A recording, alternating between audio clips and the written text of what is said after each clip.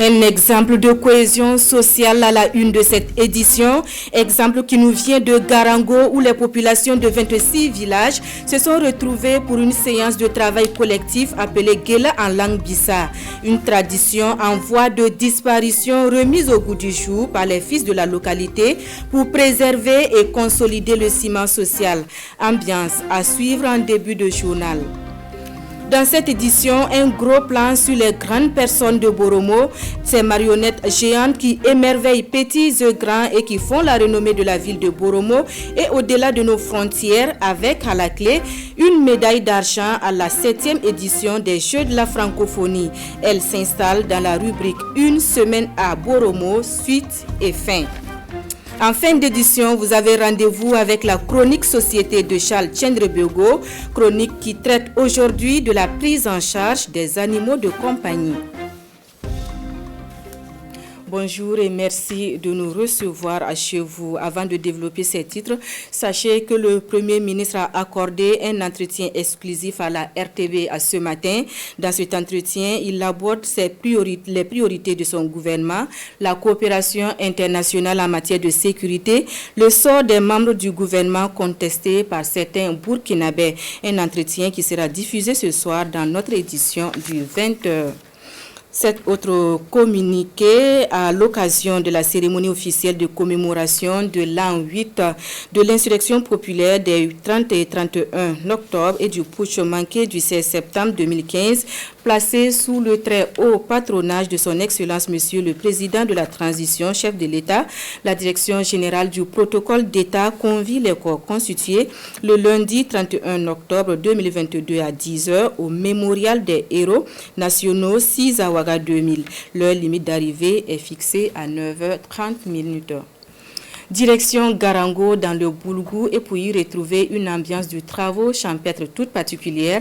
Ce 29 octobre, hommes, femmes et enfants de 26 villages et de différentes communautés se sont retrouvés pour une récolte des arachides. Une séance de travail collectif appelée le Gela, menacé de disparition et remise au goût du jour par les fils de la localité. Ces instants ont servi de cadre pour prôner et prêcher la cohésion sociale. L'ambiance avec Kwale Nebié et Karim Piquet. DJ Lere, Baradao et le groupe Nyokomba en prestation à Boulugela dans la province de Boulugou. L'occasion est celle d'un Gela, travail collectif par Lambissa. Aujourd'hui, il est consacré à une récolte d'arachides. Par le passé, nos parents, quand ils partaient chercher nos mamans, c'était une obligation par exemple d'aller cultiver dans les champs de la belle-mère. J'ai remarqué à un certain moment que cette tradition est en train de disparaître. L'argent est venu prendre place donc sur la tradition. Donc je tenais donc à recadrer les gens pour dire que dans la logique là nous sommes venus trouver quelque chose. C'est une logique d'abord que nous puissions donc conserver donc cette culture que nous avons bénéficié de nos grands-parents. Derrière la volonté de renouer avec une tradition en voie de disparition se trouve une autre, celle de rassembler les communautés. L'opération du jour réunit des Peuls, des Monsi et bien sûr des Bissa. Nous tous, on est en même famille à l'air là. Il n'y a pas Peul, il n'y a pas Bissa. Si tu es Peul, tu peux vivre avec les Bissa. Les Bissa aussi peuvent vivre avec les Peul. Nous sommes venus trouver nos grands-pères, ils sont ici, avec les gens des Igla placés.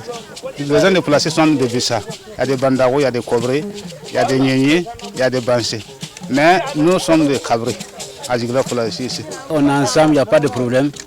Notre papa, notre grand-père sont ensemble. Nous n'avons venus les trouver comme ça. S'il y a fête, on s'en va ensemble. S'il y a baptême, on a fait ensemble. Ces moments de travail passent également pour une occasion de sensibilisation sur la cohésion sociale. À cette étape, toute activité cessante, l'Assemblée écoute le message de l'initiateur de l'opération. Le Burkina est frappé par un problème, un phénomène d'insécurité. Insécurité due souvent à la non-compréhension donc, entre certaines personnes, certains voisins. Moi, c'est une manière de ramener les gens à cohabiter ensemble. Parmi tous ceux qui cultivent actuellement là, j'ai plus de 26 villages qui sont représentés.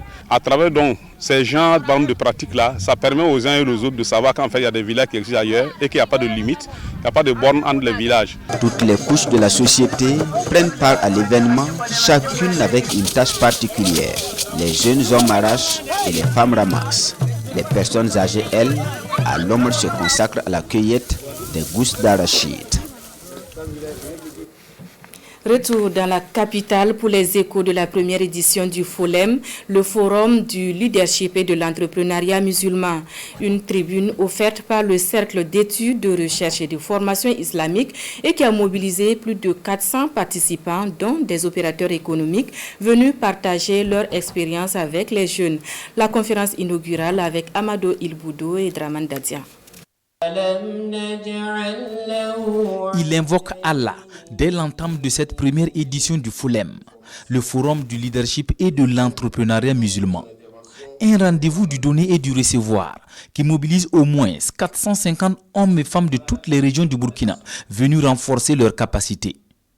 Le Cercle d'études, de recherche et de formation islamique entend faire du FOLEM l'école du développement.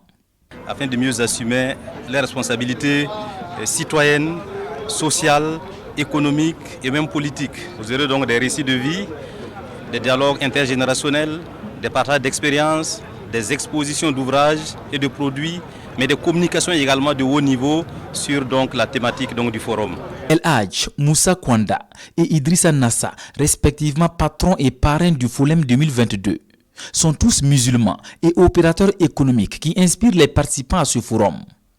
Pas de contradiction entre islam et entrepreneuriat, dit-on à cette tribune.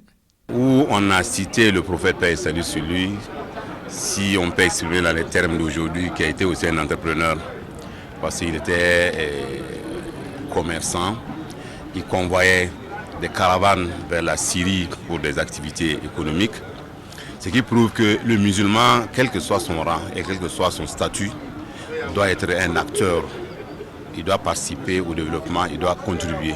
C'est donc un moment de partage d'expériences et de communication 3 jours durant sur l'entrepreneuriat à la lumière des valeurs islamiques, la réussite professionnelle, le rôle et la place du leadership et l'entrepreneuriat dans le développement des nations. Contre le chômage des jeunes et pour leur auto-emploi, l'ONG Mwangaza Action est en ordre de bataille dans 3 régions du Burkina. Après avoir reçu une formation sur l'entrepreneuriat, plus de 80 jeunes leaders ont reçu de quoi débuter une activité génératrice de revenus. La remise des kits d'installation avec Boukari Ouedraogo et Alidou Alain Savadogo. Des kits d'installation d'une valeur d'environ 10 millions de francs CFA au profit des jeunes défenseurs des droits des personnes dans la région du Nord. L'ONG Mwangaza Action, en collaboration avec la direction régionale en charge de la jeunesse, s'engage ainsi dans la lutte contre le chômage au Burkina. Au total, 82 jeunes formés en entrepreneuriat et en gestion de microfinance sont bénéficiaires de ces kits d'installation. Ce matériel va vraiment nous aider parce que cela nous permettra de s'installer non seulement à notre propre compte, d'aider d'autres jeunes aussi qui vont venir travailler avec nous. La mise en œuvre de ce projet permet de renforcer et d'offrir aux jeunes consolidateurs de paix des outils à même de les aider à remplir leur mission. Et cela va leur être une occasion d'une véritable émancipation pour jouer leur rôle de bâtisseurs de paix. Ces kits de démarrage sont composés de matériel de maçonnerie, de menuiserie métallique et de coiffure esthétique, entre autres. Ce geste de Mwangaza Action va contribuer à promouvoir l'auto-emploi des jeunes. Nous avons prévu de former ces jeunes-là à la maintenance minimale de ces kits. Parce qu'il ne faudra pas que ces kits-là puissent se détériorer très rapidement. Et lorsque ils vont s'installer, nous allons faire des suivis d'appui conseil et du coaching. Cette remise de kits s'inscrit dans le cadre de la mise en œuvre du projet d'appui à la promotion et à la protection des jeunes consolidateurs de la paix de l'ONG Mwangaza Action. Il intervient dans la région du Nord, de l'Est et du Sahel. 10 millions de francs CFA, c'est la somme déboursée par la BCB pour améliorer le plateau technique du centre hospitalier universitaire pédiatrique Charles de Gaulle. La Banque commerciale du Burkina a fait don ce samedi de matériels chirurgicaux destinés à la prise en charge des enfants nés avec une malformation. Le compte-rendu de la cérémonie de remise du matériel avec Nongba Kouda et Mariama Tamboura. Du matériel chirurgical composé d'optiques d'endoscopie, de chemises de cytoscope, de câbles de lumière froide adaptés et bien d'autres équipements remis ici au service de chirurgie du Centre hospitalier universitaire pédiatrique Charles de Gaulle. Un don de la BCB, la Banque commerciale du Burkina, pour aider dans la prise en charge des enfants nés avec des malformations et admis au sein de l'hôpital. Nous avons tout simplement appris qu'il y avait des nouveau-nés qui étaient en difficulté à l'hôpital pédiatrique Charles de Gaulle en ce qui concerne leur prise en charge. Alors, il y a des médecins hautement qualifiés, mais il s'agit du matériel chirurgical qui manque. Alors la BCB étant une banque citoyenne, s'est dit que nous ne pouvons pas laisser nos enfants mourir alors qu'il y a des compétences pour les sauver. C'est pourquoi nous avons demandé d'évaluer leurs besoins et nous sommes venus ce matin pour satisfaire à cette demande en remettant le matériel qui leur manquait pour leur travail. Pour les responsables de l'hôpital pédiatrique, ces équipements arrivent au moment où le besoin en matériel est énorme et c'est un don qui va contribuer à offrir davantage des soins de qualité aux enfants malades.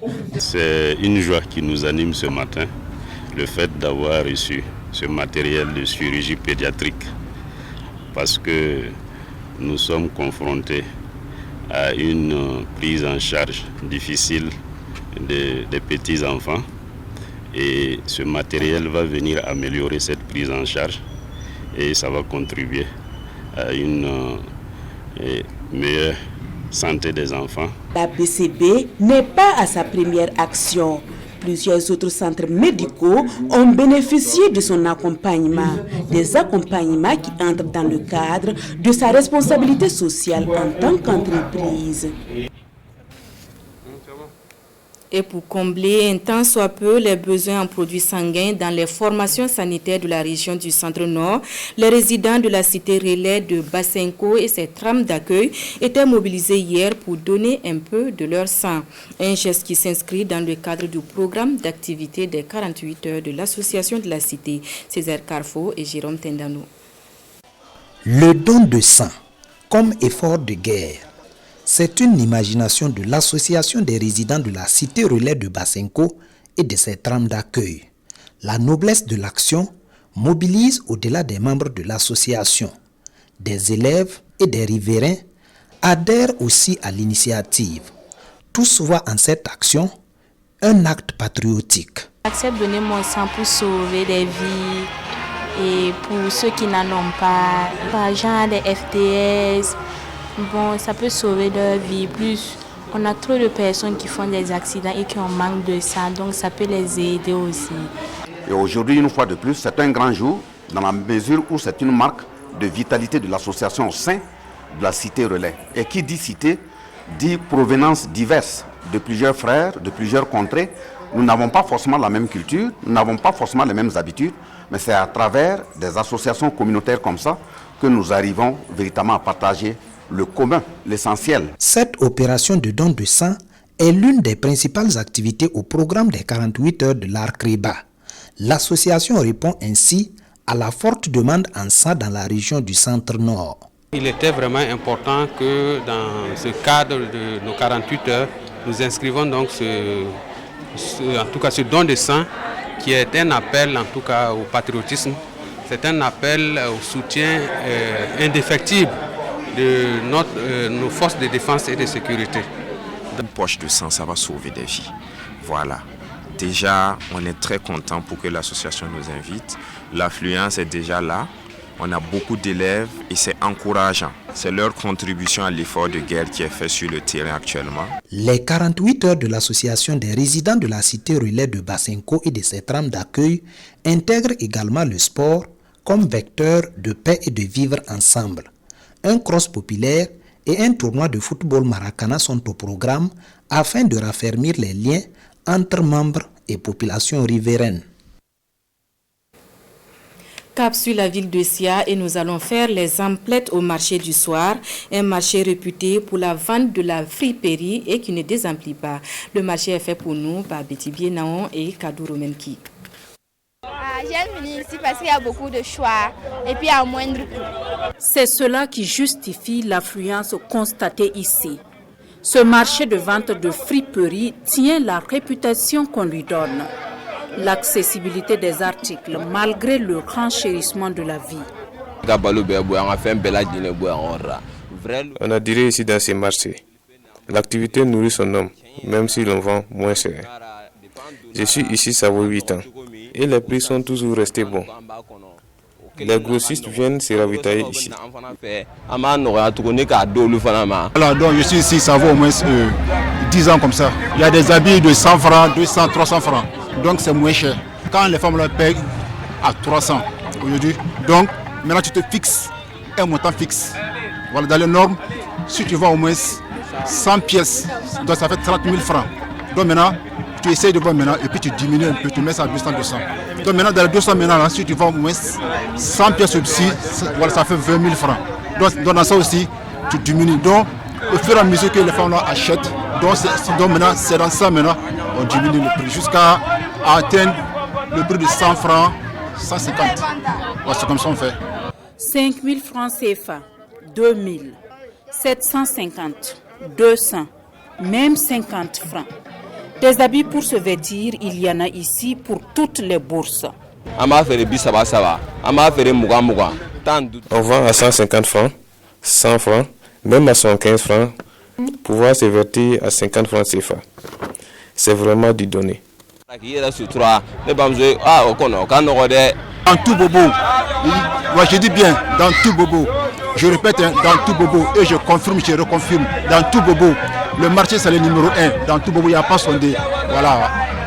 Il y a des clients même qui viennent prendre ça en gros, et puis ils partent revendre. Donc, il y a des Maliens même qui viennent ici. Un seul couloir qui doit sa vivacité à ce marché du soir, communément appelé Saint-Kerba de Bobo Dioulasso. Un marché de vente de légumes et de condiments divers, animé uniquement le soir et la nuit.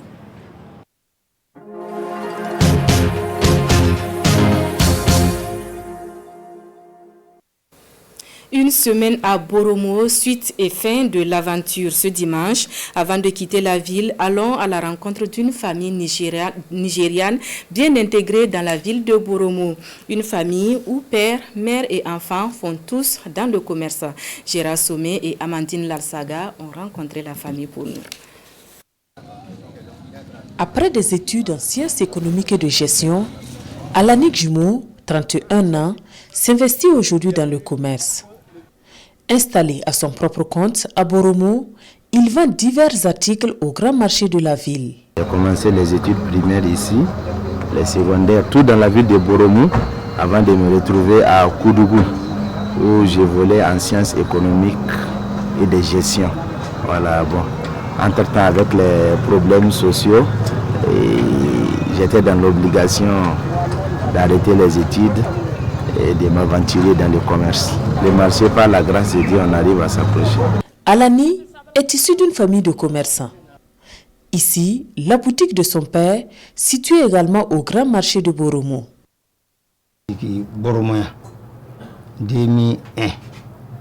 Je suis venu m'installer ici à Boromo à la suite de la crise ivoirienne en 2001. J'avais déjà eu une expérience dans le commerce depuis le Nigeria. Arrivé ici, c'était plus facile. C'est une ville commerciale et je me suis lancé avec toute ma famille. Et ça se passe bien. Dans la famille Jimo Adesola, chacun a son propre commerce et tire ses marrons du feu. On se débrouille tout doucement chacun de son côté.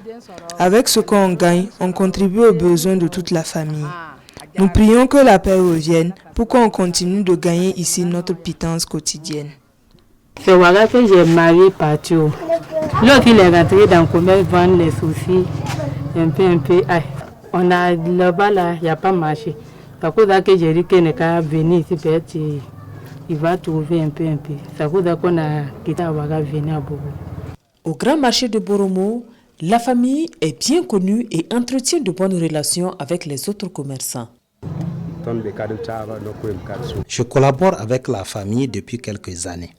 Quand un client a besoin d'une marchandise et qu'à mon niveau je n'en dispose pas, je récupère avec eux. On n'a jamais eu de problème. Nous travaillons ensemble.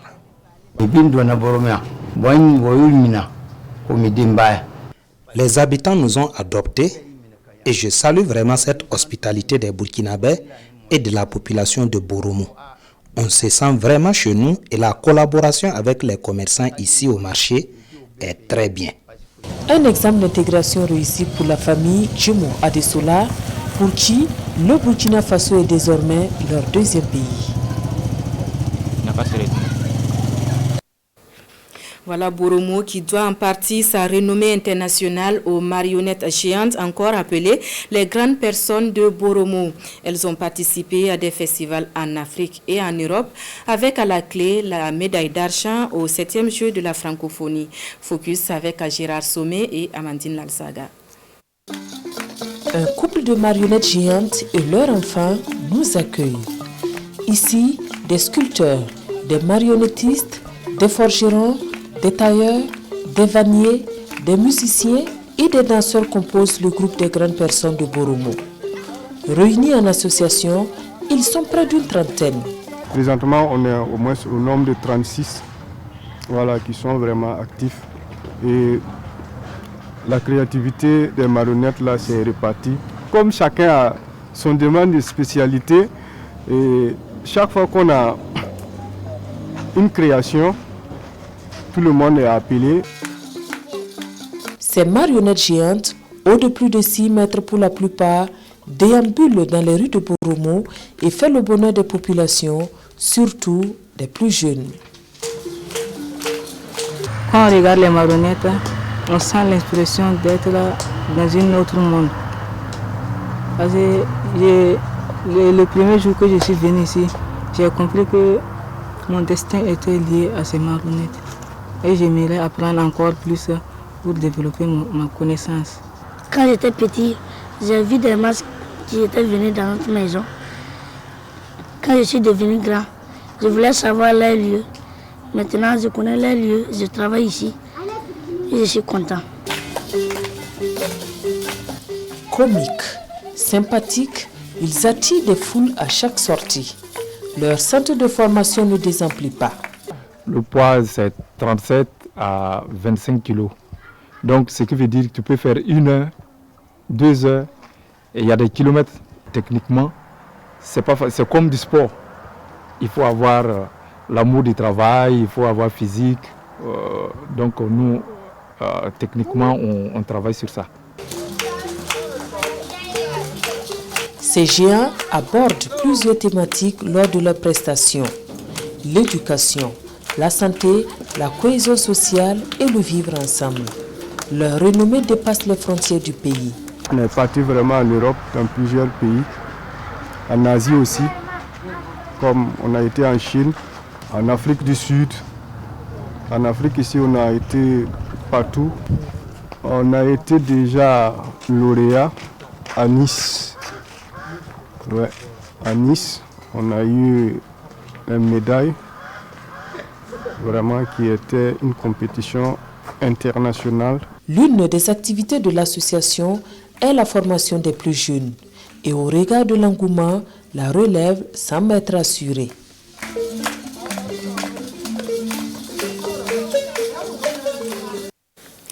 Retour à Ouagadougou pour le coup d'envoi de la 12e édition des Récréatrales, une édition qui marque également la célébration des 20 ans d'existence du théâtre à ciel ouvert dans la capitale burkinabé. Les Récréatrales 2022 sont placées sous le signe de la résilience et à cet effet, les spectacles font une part belle aux personnes déplacées internes.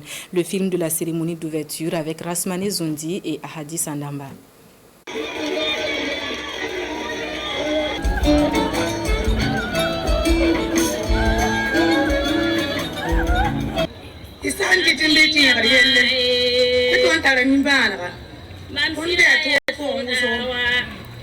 Veillez au Sahel. Une chorégraphie du metteur en scène Serge Koulibaly qui retrace ici le quotidien des populations ainsi que la douleur des femmes et enfants après une attaque terroriste. Nous sommes à la cérémonie d'ouverture de la 12e édition des Récréatrales. Et ce sont des personnes déplacées internes qui font ce spectacle grâce à un encadrement de la direction artistique des Récréatrales. On ne pouvait pas organiser la 12e édition en les oubliant, en les mettant de côté. Donc on a voulu qu'ils soient là et que nous qui sommes très très loin de ce qui se passe dans notre pays, que nous puissions entendre la douleur que portent des femmes, des hommes et des enfants de notre pays et que peut-être ça éveille en nous un sentiment de révolte, de solidarité. On fera danser la lune dans nos mains. On sera vivant. On enfermera le ciel dans nos regards et les vents dans nos soupirs. Les Récréatrales 2022, une façon d'amener les personnes déplacées internes à dépasser leur tragédie. C'est également une invite à la résilience, avec pour thème faire visage. Faire visage, c'est résister, c'est faire face à notre destin, c'est prendre en main notre destin, c'est nous mettre debout tous ensemble, main dans la main, nous puissions nous relever, tenir et faire face. Faire visage, c'est également renforcer notre vivre ensemble. C'est avoir un autre regard de la situation sécuritaire et humanitaire.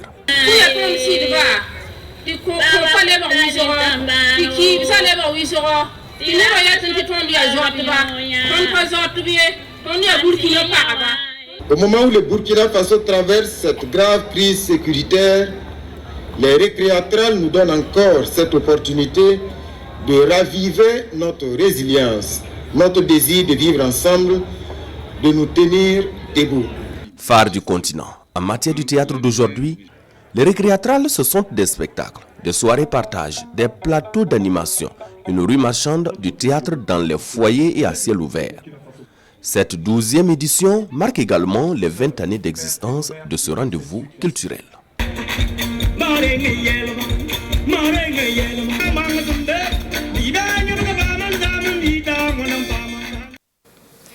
En sport, les étalons U23 cessent de galoper vers la CAN Maroc 2023.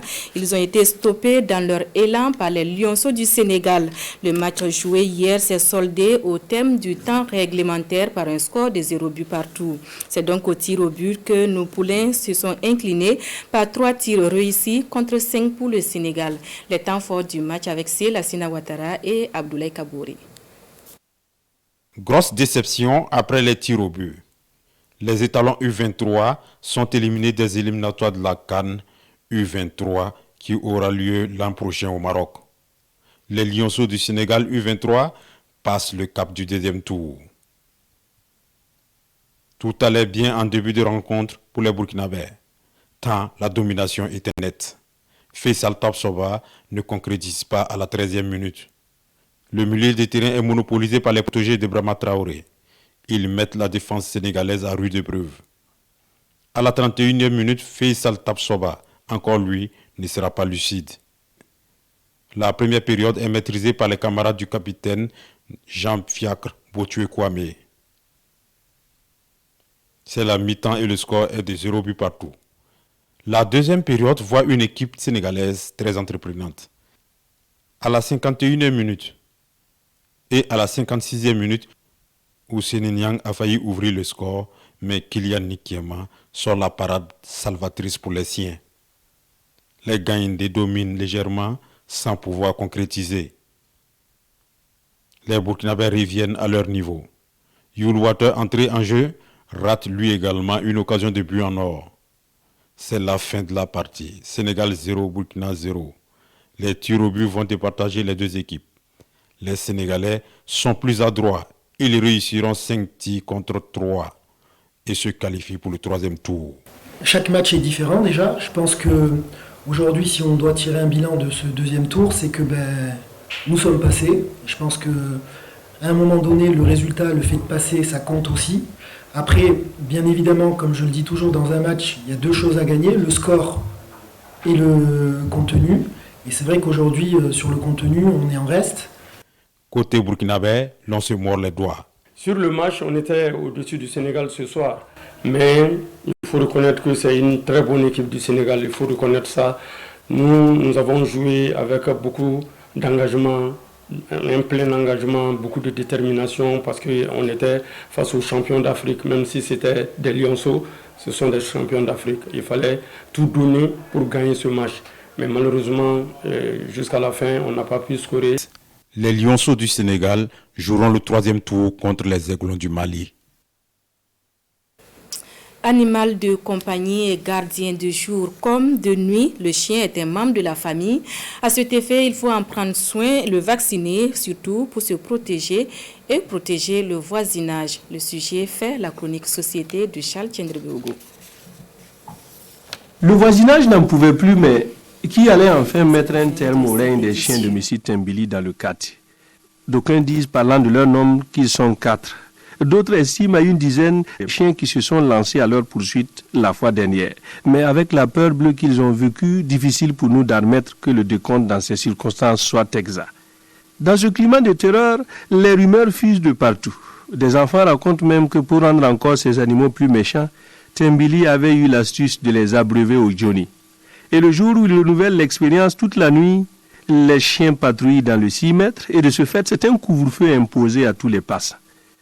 Je n'ai pas du tout cru à cette version des choses, mais comme ce sont les victimes elles-mêmes qui racontent, à chacun d'en tirer la conclusion. Des cas similaires, on en trouve dans certains quartiers. Un individu qui, pour assurer sa propre sécurité, dresse ses chiens en combattant farouche et ne reconnaissant que l'unique autorité d'un maître le plus souvent absent au moment des faits. Les enfants sont pour la plupart du temps au cœur de ces scènes insoutenables. Quand ils n'ont pas cours, ils iront provoquer ces chiens avec des jets de pierre.